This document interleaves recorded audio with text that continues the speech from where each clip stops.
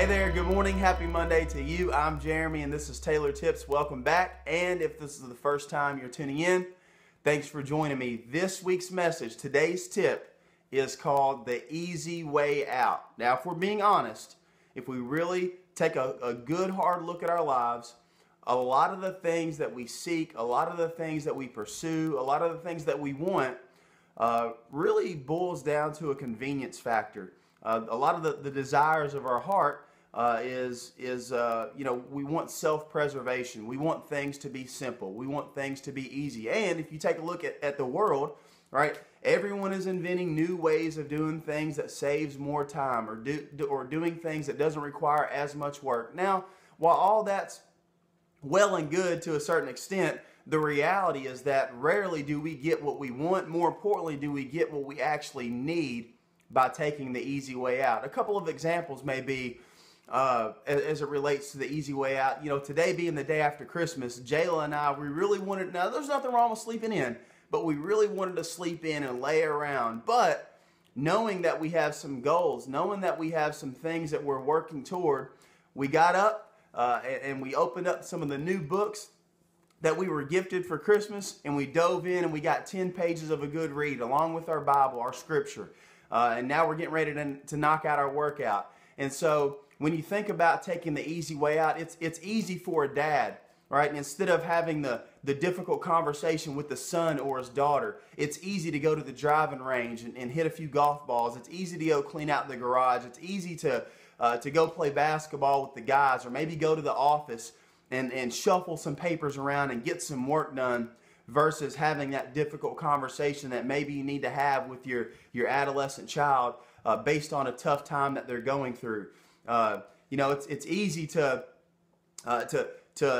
pursue things that obviously don't glorify God, if I can get it out, in relationships, versus facing the realities of some of our brokenness and some of our sin as it relates to our marriages. And difficult conversations that need to be had between husband and wife. It's easy to not get that workout in, right? And to lay around and eat what you want to eat all the time. But rarely do we ever get the results that we want, weeks down the road as it relates to our health and our fitness. It's easy to procrastinate and maybe binge on Netflix and eat ice cream and stay up till 2 o'clock in the morning, versus getting our homework done right after school when we know that we're supposed to. Obviously there's so many different scenarios that I could share today in this particular message, but I want to encourage you to assess and reflect and really look at what are some ways in my life that I'm really pursuing the easy way out, and how can I fight against that? How can I go against the grain? How can I do what needs to be done, knowing that it's going to be difficult, right? Because hard work is hard work. And the difficult thing about taking the step of doing what we know we're supposed to is that we can't always control the outcome. Having that difficult conversation with our spouse, or maybe speaking up in a situation where we've been passive and we know that we need to speak out. Or maybe doing our homework when we know that we're supposed to, although it may not be the best grade that we want to get. Whatever it is, we want to control the outcome, and sometimes we shy away from doing what we know we're supposed to. We want to take the easy way out because ultimately we can control the outcome, even if the outcome isn't a very good result. So let's push past that. Let's get past the easy way out, and let's pursue what we know is right and what is just and what is holy in our lives. So I hope this message finds you well. I hope it serves you well this week.